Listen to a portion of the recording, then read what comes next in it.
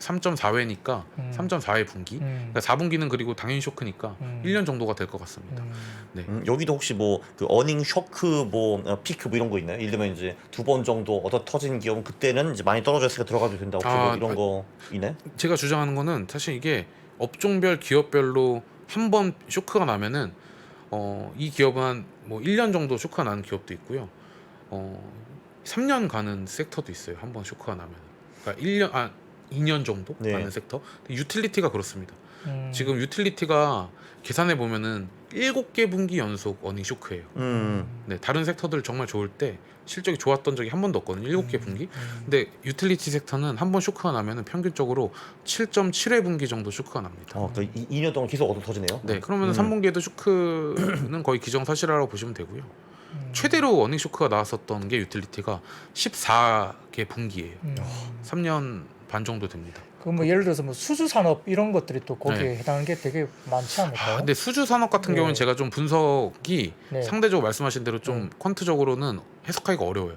네. 최근에 조선 같은 경우에도 완전히 수주 베이스이기 때문에 뭐 장비라든지 뭐 그쵸, 그런 것도 네. 마찬가지고. 네, 장비나 그러니까 뭐 대표적으로 조선 정도가 될 것 같아요. 조선, 뭐 방산, 네, 이 정도 섹터 같은 경우에는 좀 수주 기반이기 때문에 그러니까요. 좀, 한번 수주 나오면 확 올랐다가 네. 그다음에 한 1, 2년 정도 아예 수주가 공백기가 완전히 들어와 버린 경우가 되게 많잖아요. 네, 그래서 뭐 조선이나 기계 섹터 같은 경우에는 한 번 어닝 서프라이즈가 나면은 3개 분기 정도의 어닝 서프라이즈가 나는 게 일반적입니다.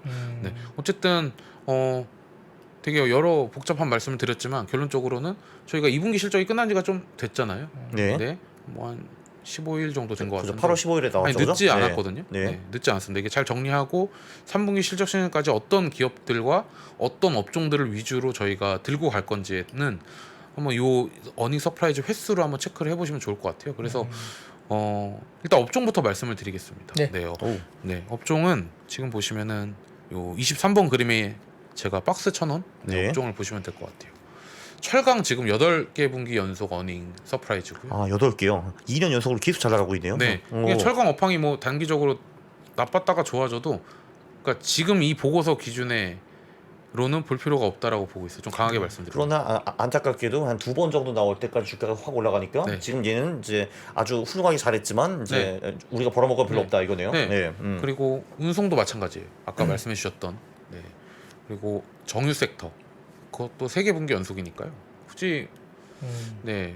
아무리 싸거든요. 그러니까 PER 뭐 계산해 보면 엄청 싼데 그러니까 이익 모멘텀 관점에서 그러니까 피크아웃 그러니까 실적 피크아웃이 좀 적은 기업 관점에서는 매력도가 상대적으로 떨어지죠. 오히려 딱 2번 연속 난 섹터가 지금 상사 자본재랑 자동차, 음식료입니다. 네. 그러니까 자동차 같은 경우에는 1분기랑 2분기 실적이 좋았어요. 작년 3분기랑 4분기가 안 좋았고요. 네. 그러니까 1분기랑 2분기에 딱 2번 연속 어닝 서프라이즈가 난 섹터고 네. 오. 음식료가 딱 2번 연속 서프라이즈입니다. 그리고 상사 자본재 이게 뭐 삼성물산 같은 기업들이 좀 들어가 있고요. 뒤에서 종목들을 보시면 좀 매치하기가 쉬우실 거예요. 그리고 앞에서 제가 제일 성과가 좋으려면은 실적이 안 좋았다가 처음 서프라이즈 난 기업들 중에서 맞추는 거잖아요. 다음 분기를. 저는 기계 섹터가 그럴 가능성이 매우 높다라고 보고 있습니다. 여기 보면은 비철도 있고 기계도 있고 호텔도 있고 소매도 있는데 네. 왜 하필 기계인가요? 그러니까 이거는 애널리스트의 추정치의 변화를 저도 체크할 수밖에 없어요. 네. 그러니까 어닝 서프라이즈가 나온 다음에 당연히 이제 애널리스트들이 보고서를 다시 작성을 하면서 추정치를 바꿀 거잖아요. 네. 그럼 4개 섹터 중에서 지금 제일 이익 모멘텀이 좋은 거는 기계 섹터입니다. 네. 기계 섹터에는 딱 앞에서 말씀해 주셨던 태조 이방원에 속하는 기업들이 굉장히 많이 포함되어 있어요. 네, 뭐 예를 들어서 성광밴드, 태광, 그리고 현대일렉트릭, 뭐 현대로템도 기계 섹터입니다. 그러니까 이 기계 섹터의 이익 모멘텀이 상대적으로 다른 섹터들보다 좋아요. 그렇기 때문에 저는 첫 번째 어닝 서프라이즈가 났기 때문에 3분기 실적 시즌까지는 한번 배팅해 볼 만하지 않나라고 보고 있는 거죠. 나머지 세 친구들은 좀 별로라고 보시나요? 아니요, 제가 별로라고 보는 건 아니고요. 네. 오히려 에너지, 운송, 철강보다는 기회가 많다라고 보고 있죠. 네네. 예. 피크아웃 되는 것보다는 당연히 첫 번째 어닝 서프라이 나서 아마 계속 이거는 추석 이후에 보고서들이 아마 3분기 프리뷰 자료가 나올 거잖아요. 네. 그러면 이 섹터들에 이제 속하는 기업들도 충분히 예를 들어 2번 연속 어닝 서프라이가 나면은 네, 주가 상승이 좋을 수가 있는 거죠. 그렇죠. 네. 네. 그리고 이제 또 오른쪽 보시면은 아까 유틸리티 섹터 제가 말씀드렸는데 여기 사회학들 사회학. 네. 사회학 네, 저 오른쪽 저 네. 파란 놈들. 네, 네. 유틸리티 건설 미디어 디스플레이 같은 경우에는 한 유틸리티 7개 분기 연속 나머지는 4개 분기 연속 지금 어닝 쇼크가 났습니다. 근데 이 공통적인 특징, 연속적으로 어닝 쇼크가 나고 있는 섹터들의 공통적인 특징은 평균 5개 분기는 나요.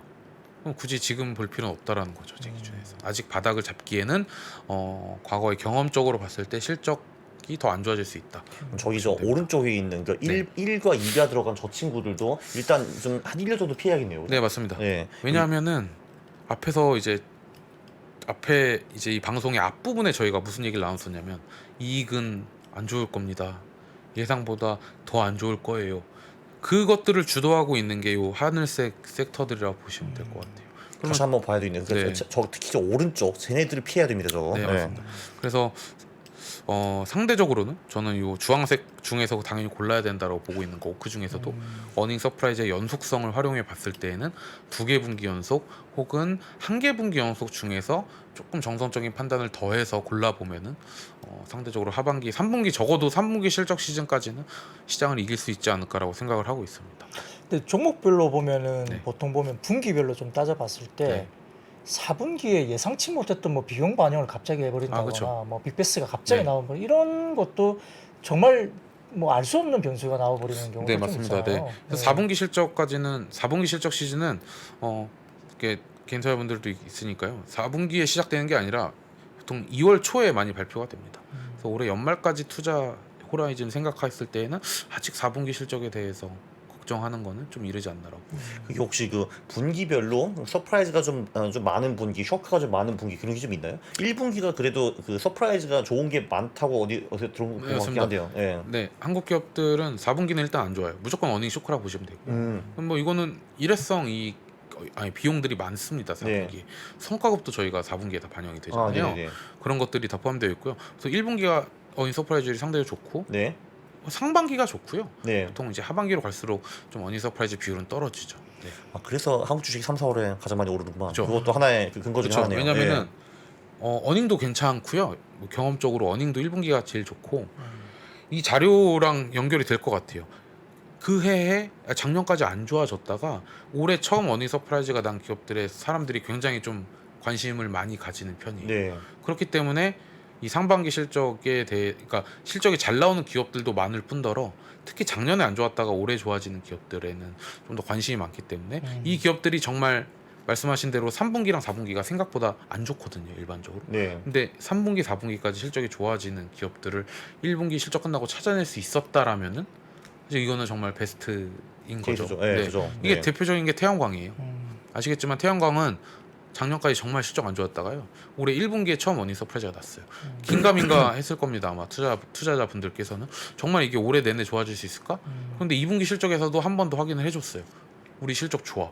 그러니까 주가가 한 번 더 레벨업이 된 거고 만약에 3분기도 좋다라면은 여기서 한 번 더 레벨업이 되겠죠. 네. 그래서 그런 관점으로 저는 종목까지 좀 스크리닝을 마지막으로 좀 해봤습니다. 그래서 뭐 종목 한번 봐주시면은 종목은 제가 8월 24일에 두둥. 네. 냈기 때문에 네. 제가 오기 전에 업데이트를 좀 해왔어요. 그냥 PPT로 좀 보시기 편하게. 네.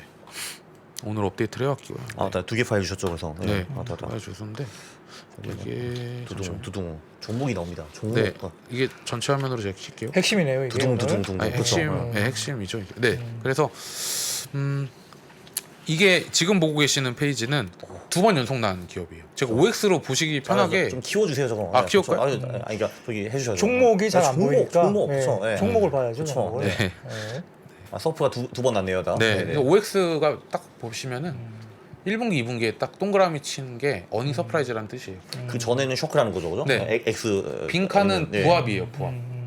그러니까 애널리스트 추정치에 아, 네, 부합했다. 네. 예. 네, 그래서 플러스 마이너스 5%. 네. 예.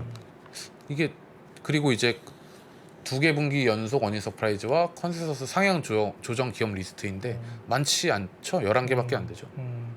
생각 이게 이상한 게 이렇게 적지라고 생각할 수 있을 거 아니에요. 2,000개 중에 이렇게. 근데 이게 유니버스 몇 개예요, 지금? 한 400개 정도 400개, 되고요. 네, 네. 컨센서스가 있어야 되니까. 그죠? 그런데 잘 생각해 보시면은 저희 2분기잖아요, 지금. 네. 한국 기업들의 실적은 지금 1년 반째 좋았어요. 네.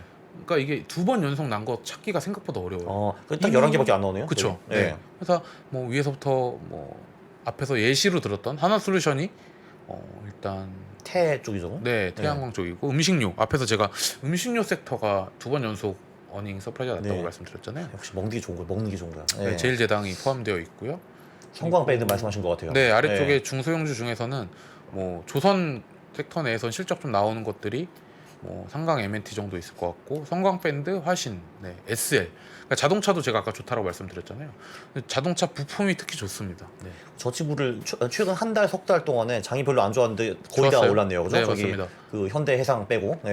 이거 실적 발표한 지 좀 됐거든요. 네. 네, 그러니까 이건 사실 저희가 3분기에도 이러한 것들을 좀 준비를 해야 되겠죠. 그때 가서. 그 부품단이 자동차 쪽은 좋아지는 거는 이제 네. 그 전까지는 비싸게 이제 프리미엄급이 잘 팔리니까 네.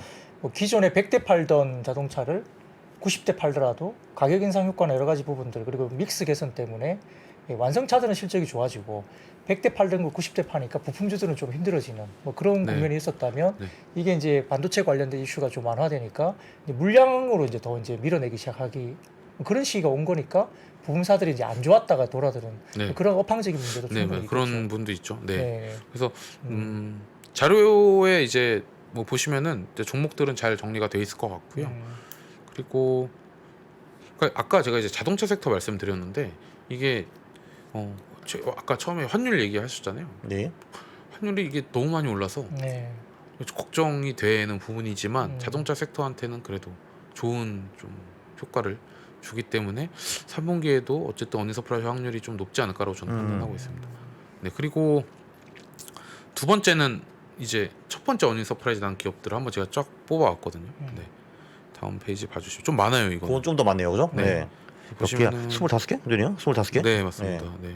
그래서 그래서 저기 저기 이것도 나온다. 좀 크게 보여주시면 이거는 좀 어렵죠. 종목이 잘 25개니까. 보여야 되니까. 그래서 잘 보여야 돼요. 네. 좀 보시면은- 크게 확대를 해주시면 좋을 것 같아요. 제가 기준을 그래서 원래 더 있는데요. 요 두 번째 기준에 이 영업이익 컨센서스 상향 조정 1% 아, 이상 네네. 기준을 좀 추가를 했어요. 너무 많아서 한번 압축을 해드렸습니다. 일단 한 번 서프라이즈는 기업들은 꽤 많네요. 그죠? 네, 맞습니다. 이번 분기에. 네, 맞습니다. 이제 OX로 보시면 딱 좋을 것 같아요. 그래서 위에서부터 뭐 셀트리온, 에코프로비움, SK바이오사이언스, 뭐 롯데 지주, 현대로템, 에코프로, 롯데쇼핑, 뭐 한정기술 이런 것들이 쭉 있는데요. 이게 예시를 한번 들으면은 이게 종목 리포트를 그래도 보셔야 되는 이유에 대해서 제가 말씀을 드리면은 저 롯데 지주 같은 경우에는 이번에 롯데칠성이 자회사로 있는데 연결 실적으로 처음 편입이 됐기 때문에 네. 실적이 어쩔 수 없이 잘 나올 수밖에 그러겠죠. 없어요. 예. 그러니까 이런 것들은 음. 퀀트적으로는 그러니까 스크리닝이 되는 기업 중에 하나지만 뭐 이렇게 보고서를 다 읽어봐야 되는 거죠. 이거는 제가 숫자를 뭐 바꿀 수 재무제표를 바꿀 수는 없으니까 그래서 이런 것들을 다 이제 좀 그러니까 특히 첫 번째 어닝 서프라이즈는 그래서 웬만하면은 그래도 애널리스트들의 기업 분석 보고서를 한번 보고 한 번 더 골라내는 게 필요하다라고 보고 있습니다. 저 중에서 두 번째 가는 애들을 지금 픽할 수 있으면은 매우 좋다라는 거죠. 아, 그쵸. 사실 그게 베스트겠죠. 아니 왜냐면 그죠. 그러면 네. 앞에서 제가 38% 정도라고 말씀드렸으니까 네네네. 25개 중에서 한 10개 8개. 정도가. 네. 7, 8개겠죠.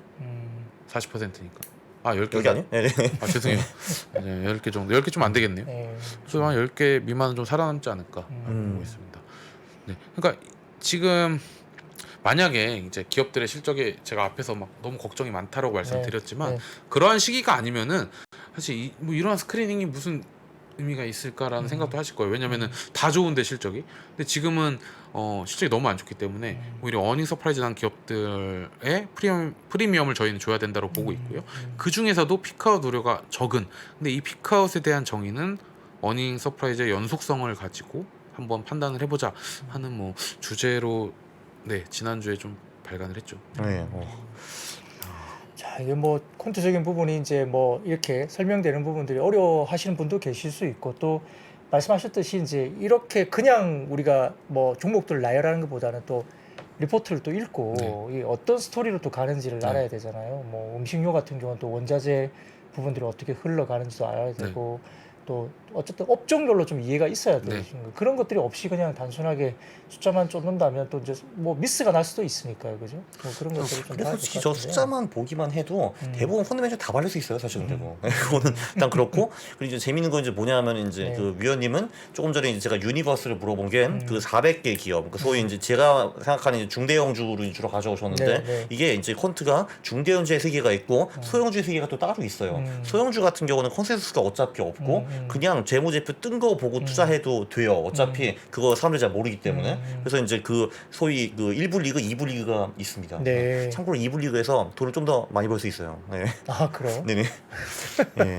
뭐 그런 노하우가 있으면 좋은데 뭐 네. 일반적으로 지금 이제 저희 뭐 방송을 보시는 분들 개인 투자자들이 보신다고 한다면 쉽지 않을 수도 있거든요. 그런 것들 솔팅하는 것도 그리고 네. 또 리포트를 또 읽는 것도 뭐 저희 PB들도 마찬가지로 이게 또 만만하지 않아요. 그걸 또 자세하게 정독을 하면서 또 이해를 해가면서 읽는 게 시간도 많이 걸리기도 하고 그런데 어떤 뭐 그런 스터디가 정말 필요할 것 같긴 하네요. 네. 예. 제가 이 자료를 내고 이제 기관 투자자분들의 세미나를 좀 많이 했거든요. 네. 근데 요새 이제 기관 투자자분들의 고민도 음, 이게 주도주, 그러니까 태조 이방원을 언제까지 들고 가야 되는지에 대해서 가장 많이 질문해 주세요. 그래서 저는 답을 드린 게 산무기 실적 시즌까지는 괜찮을 것 같다라는 좀 답을 이런 리포트를 통해서 좀 드리고 있는 거죠. 네. 제가 이거를 뭐 갑자기 자리에 있다가 아 나 오늘은 횟수로 써야지 이렇게 쓰는 게 아니라 저도 이제 주식을 많이 봅니다. 왜 이 주식들이 셀지 고민을 하는 건데 이 앞에서 좋은 사례가 태양광인 것 같아요. 제 생각에는 실적이 안 좋았다가 올해 상반기에 처음으로 딱 2번 연속 서프라이즈가 난 건데 이게 사람들이 그런 것들에 대해서 프리미엄을 더 주는 것들을 공통적으로 좀 이게 시장에서 워킹을 하고 있는지를 좀 찾아낸 자료라고 보시면 될 것 같고요. 네. 그 뭐 조금 어려운 질문일 수도 있겠지만은 뭐 코스피가 뭐 지금 이제 전저점을 다시 한번 더 갈 거냐 깰 거냐 뭐 일부에서는 뭐 2,000도 깨질 수 있다 뭐 말씀도 있고 뭐 사실 쉽지는 않아요. 지난주에 나온 얘기잖아요. 그거. 예, 쉽지는 않죠. 쉽지는 않고 뭐 일부 증권사는 또 뭐 올해 지나고 나서 뭐 2,800 이상 또 갈 수도 있다 이런 뭐 리포트도 나온 걸로 알고 있는데 어쨌든 퀀트적으로 좀 이해하시기에 뭐 지수적으로 좀 안 좋다고 생각하신다면은 어느 정도 조금 뭐 레벨을 갖고 가야 될지 네. 좀 고민이 되는데 어떠세요? 보통 이제 하단을 얘기할 때는 네, 뭐 다 PBR 기준으로 많이 말씀하시잖아요. 네. 그래서 뭐 지금 PBR이 대략 한 1배 정도 되니까요. 네, 뭐 여기서 한 10% 정도 빠지는 걸 하단이라고 저는 생각을 하고 있습니다. 그 이상은 심리적인 부분도 강할 거고 너무 과하게 뭐 빠지다라고 보고 있기 그쵸, 뭐. 때문에 네. 제가 알기로는 코로나 때 0.72까지 내려간 걸로 알고 있는데 그거는 진짜 뭐 되게 일시적인 상황이고 예, 물론 당연히 언젠간 0.7을 찍을 수 있겠지만 그거는 이제 빨리 반등하겠죠 아마. 예. 그래서 뭐 그렇게 막 너무 또 2,000이 깨진다 이렇게 보고 있지는 않습니다. 네. 뭐 10% 정도면은 뭐 대략적으로 한 2,100 정도 뭐 초 중반? 네, 2,150, 2,200 정도라고 2,150, 좀 보시면 될 것 같아요. 200? 0.9배면. 네. 그러면 2,200 정도면은 좀 사들어가도 된다. 뭐 대기 자금이 있을 경우에. 그렇게 볼 수도 있지만 물론 뭐 시장은 아무도 모르는 거니까. 그렇죠. 솔직히 2,200까지 가면 1,500까지도 갈 수 있어요. 그런데 그거는 이제 아주 금방 다시 돌아오겠죠. 네. 그럴 수 있겠죠. 네. 사실 이 부분은 굉장히 좀 조심스럽죠. 이거를 제가 밴드를 그래서 보고서에 이제 뭐 상단 하단을 뭐 제가 퀀트 애널리스트이기 때문에 뭐 자료를 제시하고 있진 않지만 경험적으로 봤을 때 한 0.9배 정도면은 그때 코스피를 사도 잃을 확률은 굉장히 낮습니다. 예, 맞아요. 그 네. 0.9에서 들어가가지고 1년 또는 2년 후에 수익이 안 난 적이 저는 한 번도 없는 것 같아요. 네, 제가 알기로는. 네, 맞습니다. 전제 조건은 장기로 봤을 때. 네, 그래서 심리적인 그 네네. 밑은 심리적인 부분이 강하기 때문에 뭐 개인 투자분들은 그냥 쉽게 지금 지수가 한 1배 정도라고 보시면 될 것 같고요. 0.9배 정도가 일반적으로 하단이다라고 보시면은 될 것 같아요. 사실 뭐 코로나 때 우리가 코스피 1,460 갔었잖아요. 네. 그때 900짜리 리포트도 제가 나온 기억이 네. 나거든요. 지수 900을 냈던 아. 증권사가 있었어요. 네. 그래가지고 그때 좀 약간 재밌는 사람이네요. 예, 정말 쇼크 받았는데 네. 뭐 그때는 아무도 모르죠. 뭐 그렇게 막 빠지는 것도 처음 겪어봤고 짧은 시간에 워낙 빠지니까 그래서 지금도 좀 약간 그런 불안감이 있는 것 같아요. 시장이 얼마나 더 빠질까에 대한 부분들이 있는데 뭐 각자 이제 논리를 가지고 생각을 할 수 있습니다만 아무튼 좀 어느 정도 좀 기준점을 가지고 또 위원님의 어떤 기준을 가지고 말씀 주시니까 또 참고할 수도 있겠습니다. 그럼 지금은 이제 장 전체를 별로 이제 안 좋게 보시는데, 그러니까 어떤 지표가 나타나면은 그 생각을 바꾸실 것 같아요? 일단은 제가 쓴 내용처럼 저는 기업들의 재고가 확 줄어야 된다고. 네. 그래야 앞으로 좋아질 것들을 저희가 생각을 해볼 수가 있어요. 근데 지금 상황에서는 그게 좀 어렵다라고 보고 있습니다. 실제로 이제 네. 분기 보고서 등을 통해서 재고가 줄어드는 거를 보고 네. 그래야지 이제 생각을 바꾸실 네, 거네요. 맞습니다. 네네. 네. 근데 재고가 뭐 줄어드는 게 이게 1년 내내 기업이 재고를 줄이진 않아요. 네. 한 개 분기나 두 개 분기 정도면 끝납니다. 재고 조정. 네. 네, 그렇기 때문에 이 부분이 확인돼야 저는 뭐 실적에 대한 기대감을 좀 높일 수가 있어요. 제가 뭐 환율이나 뭐 금리에 대해서 금리를 가지고 시장을 전망을 하고 있지는 않기 때문에 이런 실적 가지고 보통 시장을 전망하거든요. 그래서 이런 종목들, 오늘 제가 말씀드린 종목들을 선택하는 아이디어 같은 경우에도 시장이 좀 어쨌든 박스권이라는 박스권이어야지 잘 통해요. 사실 이런 종목장들은 네. 잘 보셔야 돼요. 그래서 그러니까 이거는 저보다 반도체 담당 애널리스트가 훨씬 더 잘 볼 거예요. 반도체 섹터에서 일어나고 있는 변화들을 모니터링을 굉장히 열심히 하셔야 됩니다. 만약에 좋아지는 것 더 이상 안 좋아지지 않는다. 좋아질 것만 남았다 하면은 반도체가 주가가 좋을 거잖아요. 네. 그럼 지금까지 말씀드린 아이디어로 통한 종목들은 다 죽을 수가 있어요. 음. 네, 그래서 그 변곡점을 사실 하반기에 잘 맞추어야 하는 게 하반기 성과에 대한 가장 중요한 부분이라고 저는 보고 있습니다. 그 반도체는 좀 리포트를 좀 보면은 이 실적이나 이 실적에 대한 추정치가 빠지는 게 중요한 게 아니라 이 실적 추정치가 하락하는 하락률이 줄어들 때 네. 그때가 바닥이라고 그렇죠. 또 네. 하더라고요. 예. 네. 반도체 같은 경우에는 이 데이터가 데일리로 나와요. 스팟 가격이. 네. 그래서 추정치 변화도 굉장히 좀 다이나믹하게 일어난 섹터 중에 하나라서 실제로 이익이 굉장히 안 좋은데도 불구하고 주가가 바닥을 좋을 때 잡고 있죠. 오르는 경우가 네, 있어요. 네, 네. 그래서 이 부분을 하반기에 잘 보셔야 될 것 같아요. 제 음. 생각에는. 계속 안 좋을 수도 있고요. 네. 그러면은 아마 이런 지금 종목들 플레이가 유효할 거고 요 만약에 반도체가 딱 돌아서는 사이클을 예측할 수 있다면 혹은 그런 것들이 확인이 뭐 예를 들어 주가가 오르는 것들이 좀 확인이 된다라면은 이런 종목들에서 수급이 다시 그런 쪽으로 쏠려갈 가능성도 남아 있다라고 보지만 적어도 3분기 실적 시즌 전까지는 이런 플레이가 더 유효하다라고 생각을 하고 있어요. 예, 뭐 요즘 시장이 굉장히 어려운데 오늘 또 투자 관련된 좋은 아이디어를 오늘 나와주셔가지고 뭐 오늘 이야기했던 것들을 뭐 이렇게 한 번 들으시고 되게 쉽지는 않겠지만은 또 리포트를 내셨으니까 혹시 뭐 그 방송을 보시는 분들은 뭐 된다면 가능하다면 리포트를 한번 찾아서 정독을 한번 해보시는 것도 괜찮을 것 같아요. 네, 맞습니다. 네, 그렇게 해서 좀 도움을 받을 수 있도록 했으면 좋겠습니다. 자, 뭐 시간이 벌써 뭐 어떻게 지나간지 모르겠어요. 저희들도 너무 재밌어가지고 오늘 네네. 저희 오늘 첫 그 방송 근데 진행인데 처음 하시는데 네. 한 30년 하신 것 같아요 이거. 아, 무슨 30분. 네, 아무튼 뭐 감사하고요. 자, 오늘 뭐 여러 가지 부분에서 좋은 아이디어로 저에게 또 어떤 인사이트를 또 주신 분들 관련해서 좀 너무 감사합니다. 자, 오늘 출연해주신 미래에셋증권의 유문관 수석연구원 감사드립니다. 고맙습니다. 네, 수고하셨습니다. 감사합니다. 현재 하락장을 정확하게 이해하고 많은 배움을 얻는 기회로 삼아보시면 어떨까요?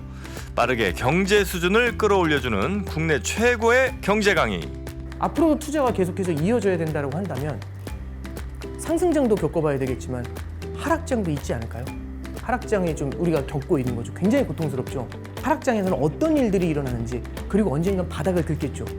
그때의 느낌이 어떤지는 생생하게 기억을 해두시는 게 되게 중요합니다. 그거 되게 중요합니다. 바닥을 긁을 때의 느낌. 바닥을 긁을 때는요. 세상이 끝난 것처럼 보여요. 오늘이 바닥입니다. 이런 사람은 없어요. 고점도요. 우리가 모르는데 와요. 작년 11월에 나스닥이 고점이었거든요. 오늘이 고점입니다. 느낌 없어요. 왜? 모든 게 멀쩡하거든요. 3프로TV 경제대학 오건영의 경제를 보는 눈 신규 출시 기념 8월 31일까지 얼리버드 특가로 만나보시죠. 지금 바로 영상 아래 댓글을 확인하십시오.